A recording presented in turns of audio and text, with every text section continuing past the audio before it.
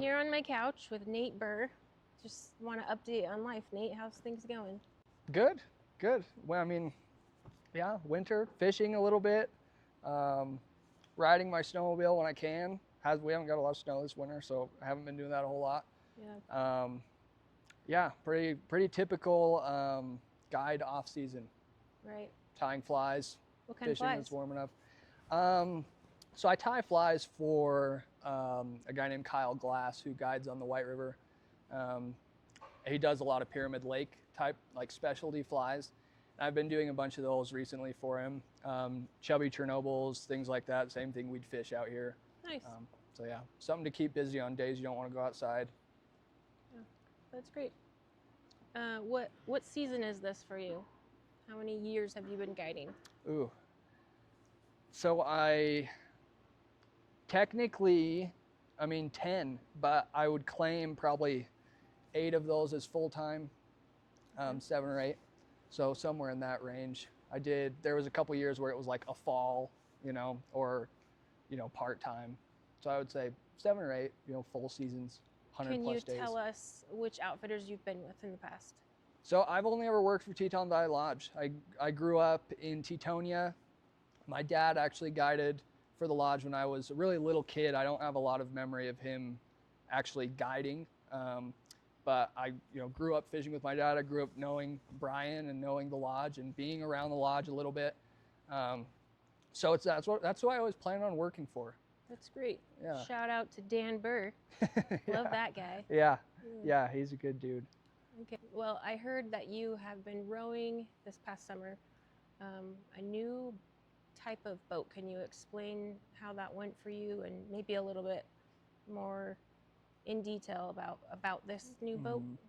Yeah, so Let 'em Run has recently come out with a new skiff. Most of their boat building recently or in years past has been centered around rafts and then just kind of traditional style drift boats. And this is the first year that they've put out a skiff. And it's great. I think it's boats are personal preference. You get people that are like, you have to have this boat. This is the best boat. But really, if you like skiffs, it's something you would like. If you like a higher side, a big protected boat that's going to cut through waves, maybe it's not your speed. I really like it. I was really impressed with it this year.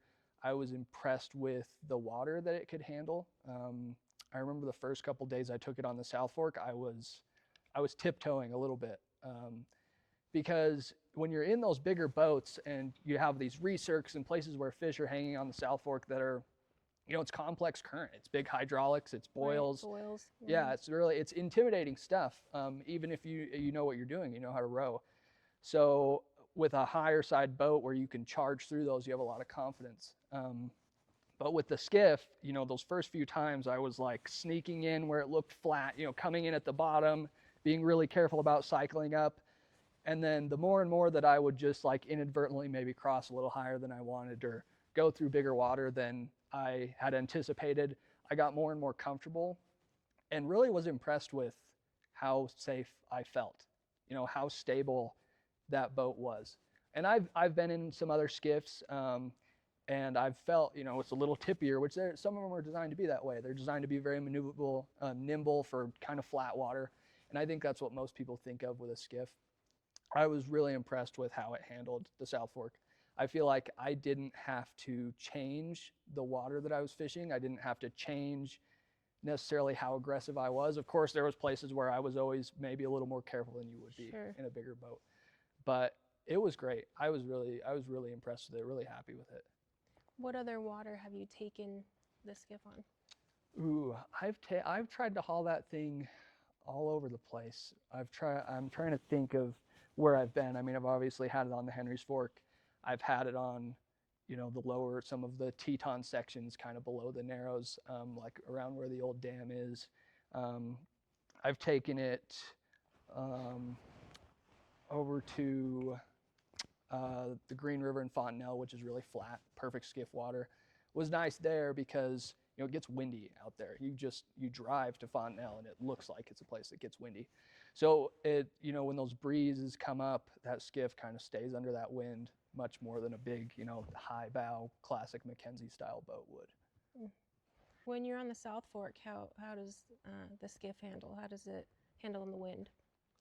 It's good in the wind. The South Fork sometimes is kind of a good river to be on in the wind because it's such a big pushy river that sometimes an upstream wind is actually kind of nice.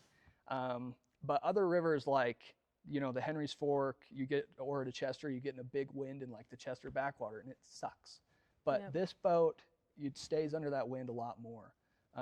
Sleek. Yeah, sleek, under the wind, just less surface area that's up out of the water. So naturally it's going to track a little better through wind. Sure. And with you guiding daily, Mm-hmm.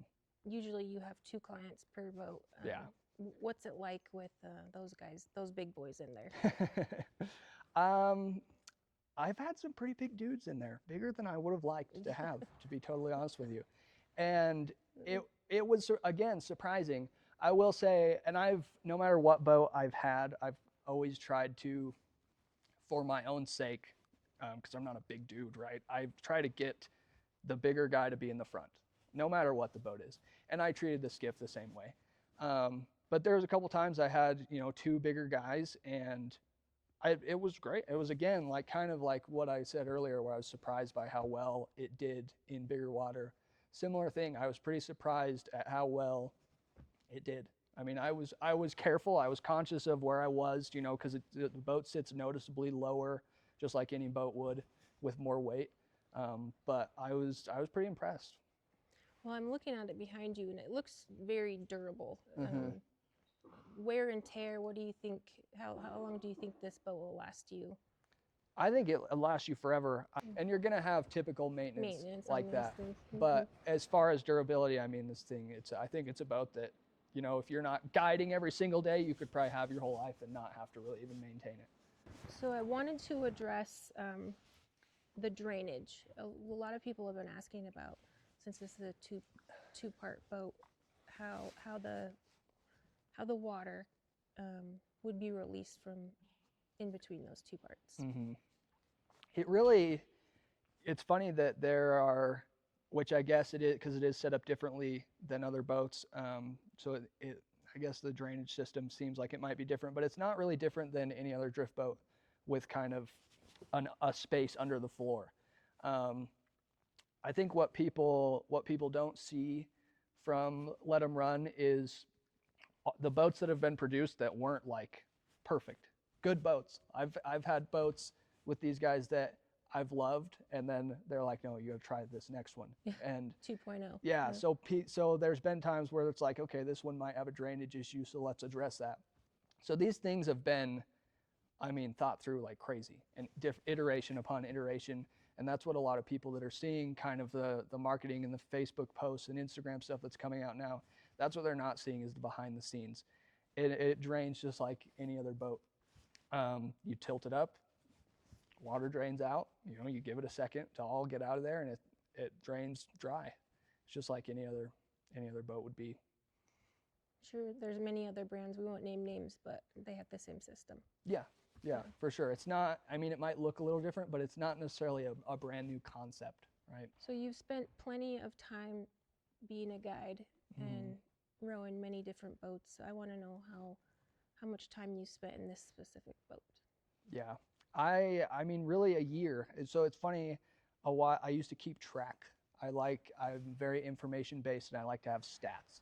So for a year, I kept an Excel sheet of, the day that I fished, kind of the conditions, and that way I could keep track of, maybe where I should be on a certain day, but also just like how much time I got to spend on the water.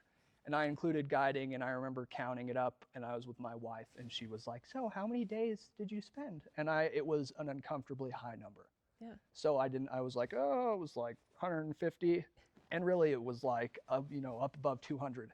Of course, that's like 100 days of guiding, but that's like 100 days of personal fishing. That's not like a full day all the time. Maybe it's a night fishing trip, but I spend a lot of time on the water. It's my favorite thing to do.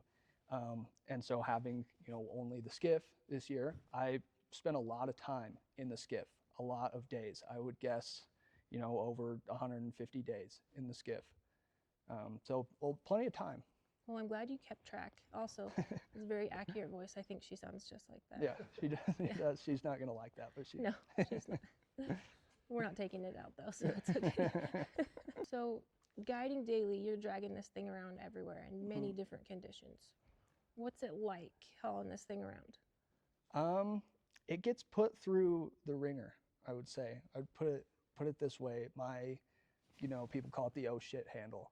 It gets a lot of use in my truck on both the passenger side and the back seat. Like these roads that we're doing are bumpy.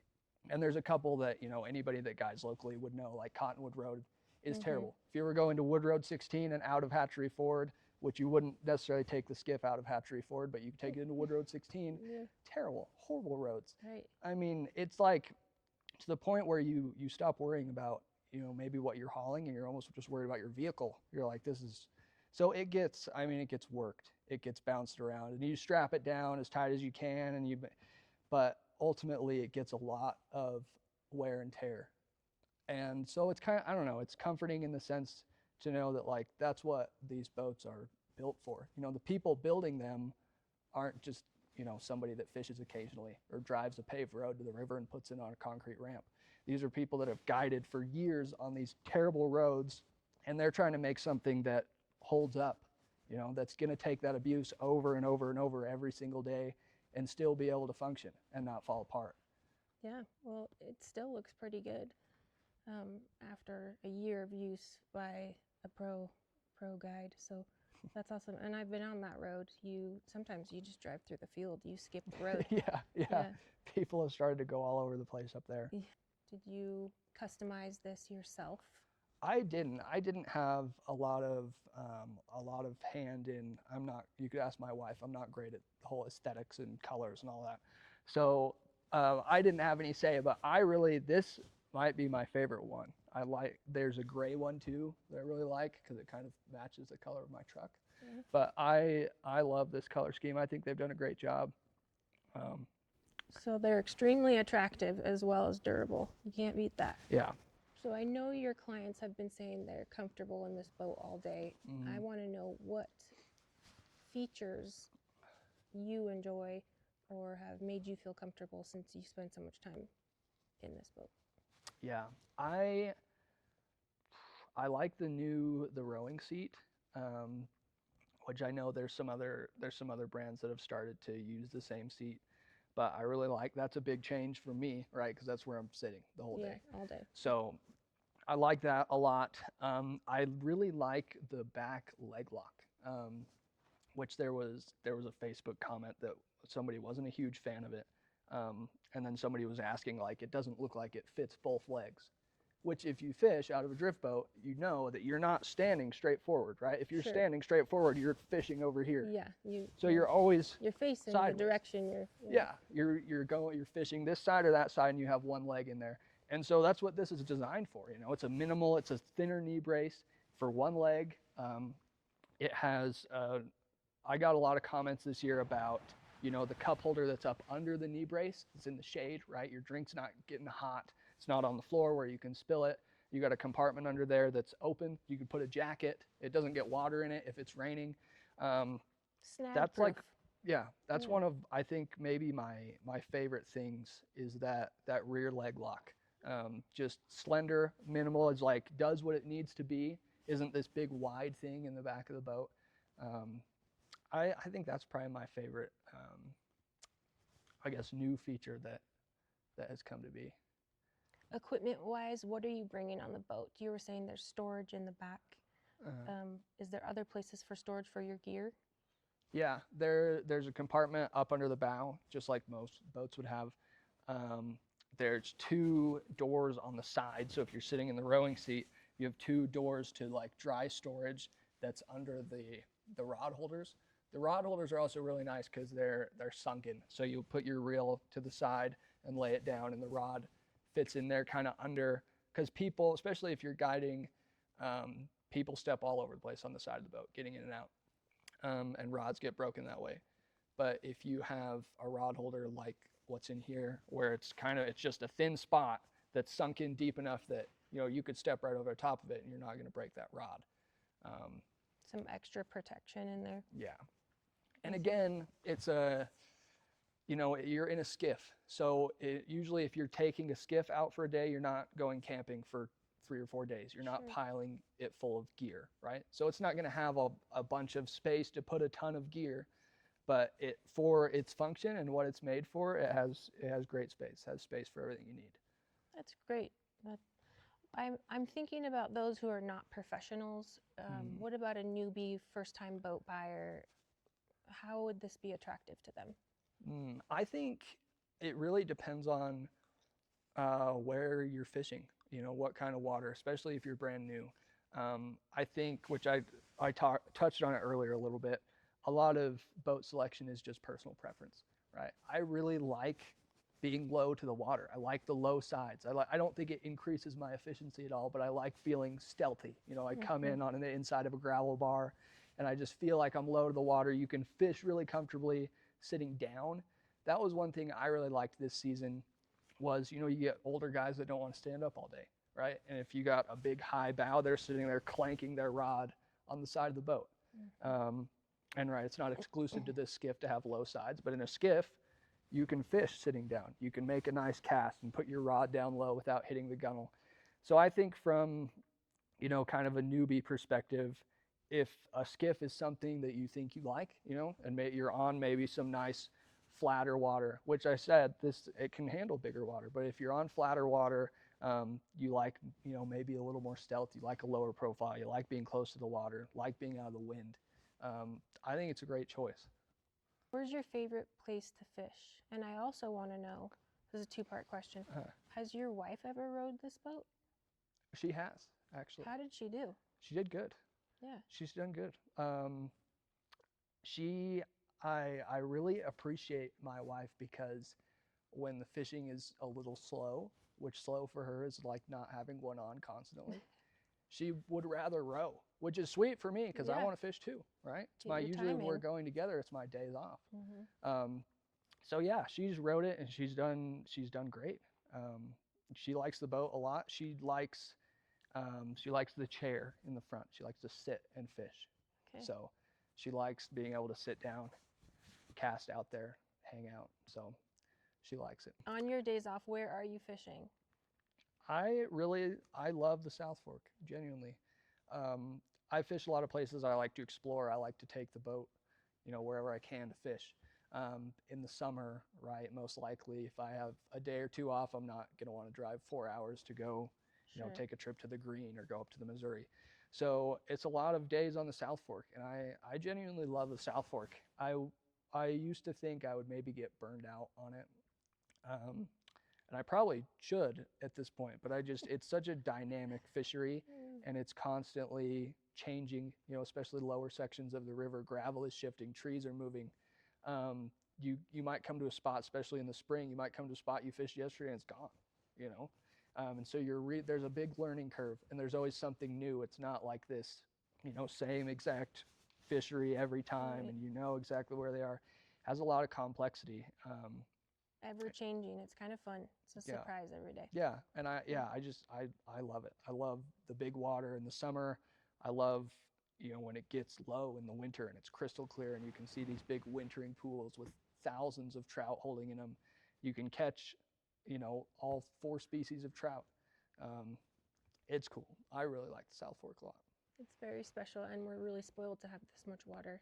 I'm also glad that Hattie likes to fish, so you guys can do that together. That's awesome. Yeah, it's a big win for me, for sure.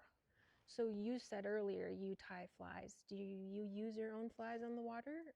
I do. I'm almost exclusively, the lodge, Teton Valley Lodge is really, really kind in supplying us a lot of flies. So guiding, I'm using a lot of lodge patterns. But I like to tie and fish my own flies. Like if I'm going out for a day of fishing, I'm fishing my own flies. As you should. Yeah, I like to think critically. I like to think like, what can I do to a fly to make it more effective? What can I change? And then I like to fish it and watch it in the water and see like, okay, is this doing what I want? Does it look like I want it to look? It look like what I envisioned in my head. I don't know. It's a fun way to be able to think about fishing without actually being fishing, tying a fly, sitting at the vise, planning, scheming. You know, what am I going to do with this? Where am I going to take it? What's going to be its function? It's a lot of fun. I think tying flies adds a lot of enjoyment to fishing. I agree. You're a fishy dude. Thank you. It's weird that that's a compliment. Yeah. Because outside of the fly fishing world, if you called someone fishy, it No. wouldn't be well It received. means something else. Yeah, but I appreciate that. How many days did you guide last summer? You said you keep a journal. I'm really curious about all the things in your journal. I used to keep a journal. I was less diligent this last year about that, which I kind of regret because it was almost like a fishing journal, and I still I look back at my one from 2022 and 21, like see what I was doing. The years that I kept, it was right, you know, between 100, 115, something like that. You know, a couple years where I was going to school, it was, you know, 70 to 90. So I heard you're kind of a big deal. I wouldn't say that. I think you are. I need some more information. I heard that you are the state record holder of Idaho for biggest fish. Can you explain or give us more details of that? Yeah, I currently hold the record for Yellowstone cutthroat trout in the state of Idaho. I wish we had a picture. We got to get a picture of that next time. But man, that's a big ass fish. It was pretty cool. I don't think that, you know, I think I fish a lot. I have a lot of shots on goal. I'm not like, you know, I know how to catch big ones. I'm just out there, you know, all the time catching big ones. No, I just like to fish. Right. Right. Every fish is fun. Yeah. Yeah. I genuinely love just catching fish. Right. Of course, big fish are awesome, but yeah, that was a pretty special fish. I was out with my buddy and we fish a lot together, and it's a kind of a zone that we had seen nice fish in the past. He'd actually lost one that was like in that area. Yeah, which like the kind of one where you see it just long enough to know that it was big, and then it, you know, came disappears. off. The classic big fish, right? The tail is old. The as time. monster that got away. Yeah, and so it was in that same zone, and we kind of knew where in general they like to hang out, and yeah, I casted in there, and I was fishing a big streamer. I went through my fishing goes through a lot of phases. I'll have a dry fly kick for like a year. I'm like, I just want to fish dries, and then I'll go, you know, streamer fish. And I was in a big streamer phase. That's what I like to do. Those are my favorite. It's pretty hard to beat. Yeah. It's pretty fun.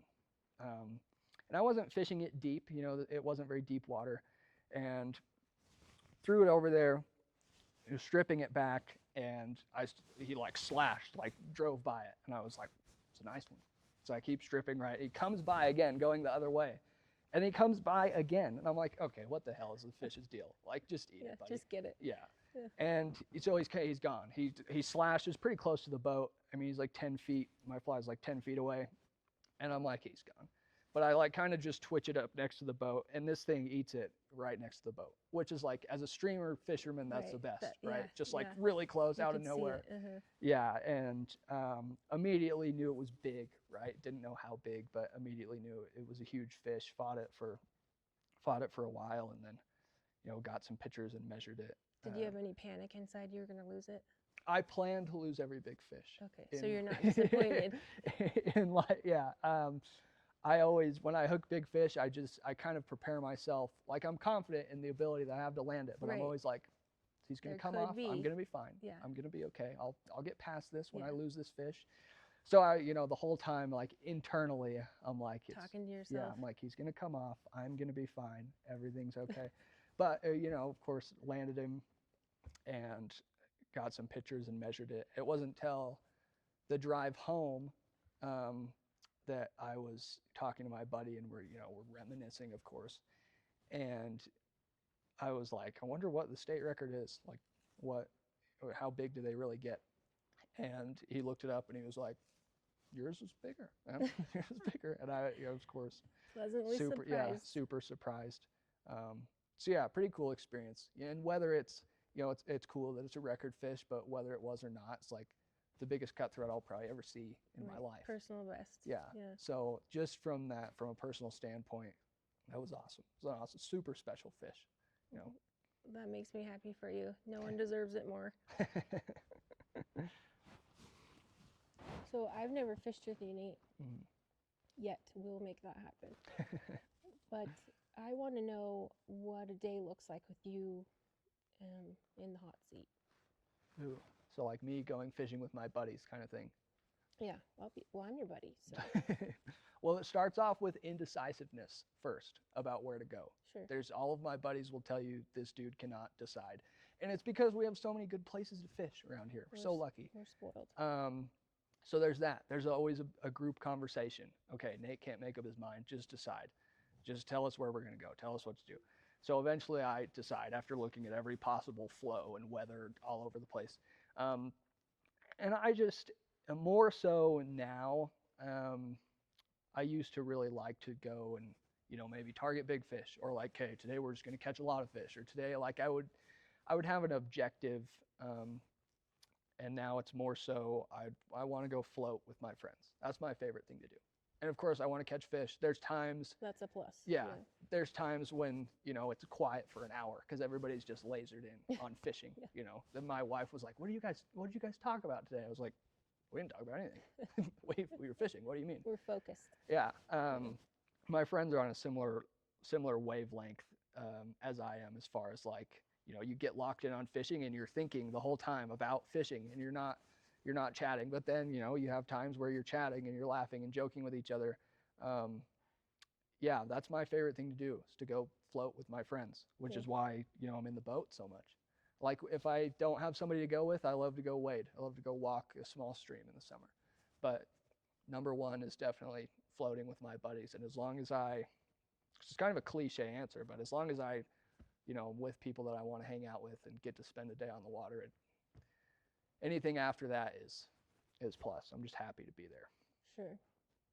If for any reason you couldn't go fishing, do you have any other hobbies? Up until like 3 years ago, no, it was just fishing. And that's okay. Yeah, I've started to, I got introduced to backcountry snowmobiling, which I'm very mediocre at, probably less than mediocre, but I love it. And it's similar to fishing, and you go with a group of friends. It's a great winter hobby. Just quality time with friends. Yeah, days that we get 2 feet of snow and it's it's cold, or you don't want to go fishing, like you go up in the mountains, have fun in the snow. So yeah, I've started to do that, which this is a horrible winter for it, but it's I usually spend as much time doing that as I can. So with Teton Valley having just endless opportunities for outdoor activities, why did you pick fly fishing? It's funny. I think about this actually a lot. I grew up going fishing. My dad was a guide, and so we went quite a bit.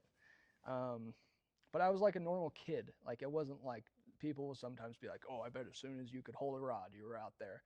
But I wasn't. I was in the boat waiting till we could stop on an island and I could go throw rocks at the fishiest spot possible. Right? That's what I wanted to do. It wasn't until my earliest fishing memory, which really isn't that early, I think I was 12 or 13, I had tied a terrible PMD emerger pattern, and this thing was bad.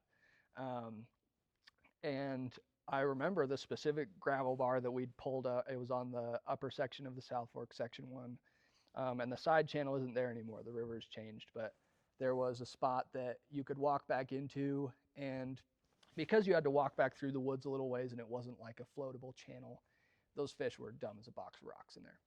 So I tied on my size 16 emerger, whatever it is, probably tied it onto 1X. And I walked back there and there they were. There was like 2 or 3 of them feeding cutthroat. And I, tossed it in there, probably lined the hell out of him.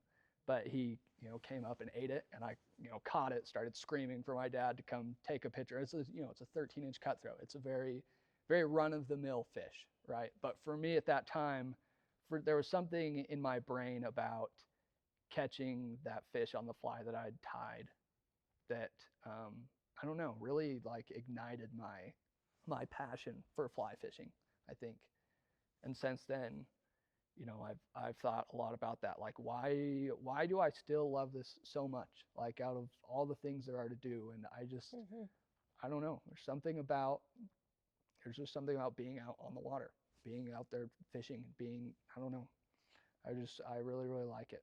I get it. Yeah. But what a special moment. And I'm happy things clicked for you, or we wouldn't have you today. Yeah. I'm glad it worked out like that. Yeah, me too. Of all the years you've been guiding at Teton Valley Lodge, what is an interesting story you could share with us about guiding? Ooh. So recently, which this one was more like entertainment from my perspective. Um, I was on the section one of the South Fork. We were fishing the river right bank above the Irwin Slide, and we this kid is in the front of my boat, and he puts a cast in. It's early season, so we're fishing it under an indicator, and bobber goes under, sets the hook, and if you've been on that bank, there's a lot of overhanging trees. So sets the hook way up high overhead, great hook set, right? Just like he was instructed to do, did everything right, but puts the tip of the rod in a tree. And we're coming down. I'm slowing the boat down as much as I can, but it's spring, it's high, it's fast, and so I can't stop the boat. So he looks up at his rod and sees that it's in the tree, and then it starts to pass him, right? And I'm rowing for all I'm worth, and he falls on me and throws the rod. So falls on top of me, so I'm mashed into the bottom of the boat, pushes on my head to get up, and then I managed to scramble out of there, and I look back, and the rod is hanging from the tree, and it starts to slowly kind of come down into the river, and the reel catches the current, right, which really rips it up. And then here from the other side, here comes a whitefish, like getting lifted up into the air. So you just see this levitating whitefish. Rod is in the water. The poor whitey is struggling for its life, going higher and higher up into the tree. Rod comes apart, and I pull over where I can, which is quite a ways downstream. The poor kid, because I was laughing, because you can't help it. I was gonna ask, were you laughing? Were you mad? Yeah, What I was happened? laughing. I mean, it's just funny at that point. Like, what can you do but Yeah, laugh? what And he can you was do? like, I'm really embarrassed, man. I'm like, don't be embarrassed, dude. Like, we're fishing. It happens. I think it was his first time. Like, it's something you've never done, dude. Don't sweat it at all. But so I called my buddy upstream. It was right behind me. I was like, dude, you're gonna come around the corner. There's gonna be a rod in the tree. Okay, I Did need you you to grab see that? see if you can grab it for me. So we're sitting there anchored, and I see the butt section coming down with the reel. It's just getting dragged downstream. So I grabbed that part. Fly line was, gone at that point, broken. And then my buddy comes down and pulls the rest of the rod out of the tree. So we ended up getting the rod back. You got the whole thing. We didn't land the whitefish, Dang sadly. it. Yeah. Real bummer. But Tree can keep that one. yeah, got the rod back. So ended well, but just funny. Like, just one of those things that, what a day. as a guide, right? You Yeah. never know what's going to happen. You in a couldn't day. make that up. No, and Yeah. it's part of what makes it so fun as a job. Like, you might know the section of river you're going to. You might know what hatch you're going to see. You might know what the weather's going to be. clients, Yeah, but you never know what's going to happen in a day. Nope. You never Could know. be anything. Yeah. I'm getting good information out of you. It's getting a little more personal, but I have another question about you and Hattie. Ooh. I heard at your wedding you told a story. Yeah. So my wife's uncle officiated the wedding, and he relayed the story, which, unfortunately for me, this story continues to get relayed. But it was early on. My wife and I were just dating, and I wanted to take her fishing somewhere cool, right? And so I was like Bear Gulch, right? She would love Bear obviously. Gulch, so below Lower Mesa Falls. Some She'd people love the call it waterfall. Cardiac Canyon. Yeah. Yeah. So the lodge had kind of just come out with the new raft, with the new frame, and it's changed a lot since then. Like, if you were to see it now, you wouldn't hardly recognize it. But so I got to take the raft. We just had one. It was just this one raft at the lodge, brand new. And so we pull down there, park. I'm getting everything ready. And I don't know, this was a complete lapse of judgment on my part, and not a knock against my wife at all. But she's like, what can I do to help? And I should have said nothing, absolutely nothing. Just look pretty. But I was like, you know what you can do? You can tie the knot in the back of, like, because our boats had Linex on them. So Right. I see guys drag their rafts down that are just rubber and they go nice and slow. Our boats had Linex, so they absolutely rip. Yeah. I mean, they are gone, which is really nice from a work standpoint, taking it down there, because you don't do a lot of work besides holding that rope. So the rope is a key feature, which Very again, important. and I told her, I was like, just tie 2 overhand knots and leave a tag and just cinch it, and it'll be fine. And so we start going down the hill. That first little dip down there, everything goes fine. I have the rope. Get down around the corner, and there's the final drop, which is a beautiful spot. You come around the corner, you get out of this grove of aspens, and you can see the river. The trail gets steep and kind of plunges down into the river. And, you know, I take it around the tree for a belay point, and I have her kind of just, I got it right to the edge where it was teetering. And I have her push it, and it goes, and it gets to the point where it catches the slack of the rope, and it keeps going. And I'm holding the rope, and I'm looking at the boat, and it like takes me a second to process, like, oh no, like it's out of here. The rope is completely slack, and the boat is just like hammering away, like nose, butts coming up, gear is flying. I tied things down pretty well, surprisingly. A lot of stuff stayed in there, but it's hammering away down, and I'm like, oh my God. And she looks at me, it's funny now, but at the time I was like, she looks at me and she's like, is that bad? And I was like, oh, it's terrible. It's the worst thing that could have possibly happened. I'm going to lose my job. We're going to have to break up. I can't, like, we're never coming back from this. This is over. Yeah, and it sends out into the middle of the river, and I chased it like I was going to do something. I'm, ripping down the hill and I couldn't catch it, right? It went out into the middle and just went, straight downstream. And of course, my brain is going to, because at that time there was a couple like old deflated pieces of rafts around rocks in there from people that had pinned on rocks. And so my brain is immediately, it's gone, right? Yeah. My fly box is in there, but more importantly, the lodge raft that I've been entrusted with is gone. And it's around a rock somewhere, and it's sunk and it's bent, and there's no coming back from this. So I called the Henry's Fork Foundation, because I was like, who's going to have a raft that we can immediately get down here and chase this thing?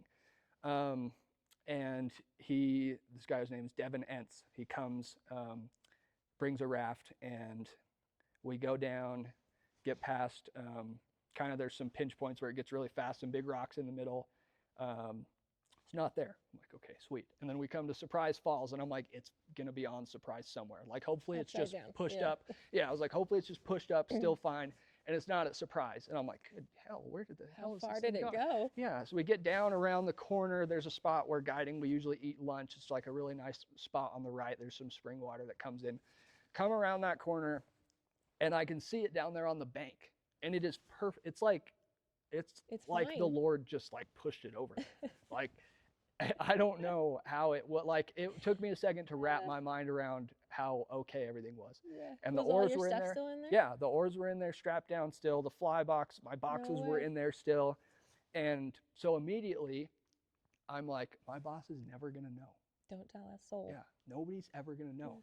But it apparently needed to be featured on Instagram for Henry's Fork Foundation. So I come out of there with the boat, everything's fine. Yeah, and I look on, I get a text like, something happened today, buddy? And I was like, oh, something did happen. Everything's fine. Brian was very nice. He was more gracious than he should have been. Yeah. Just laughed about it, actually. But for me, very as long as terrifying. you're okay, that's usually all that matters. Yeah. But for me, because I was still, I'd only guided a handful of years at that point. I still felt fairly new, and it just seemed like the most horrible tragedy on the planet. Yeah. So yeah, that one had to get told at the wedding, of course. That's a great story. Yeah. We'll never let Hattie have the rope again. No, unfortunately, no.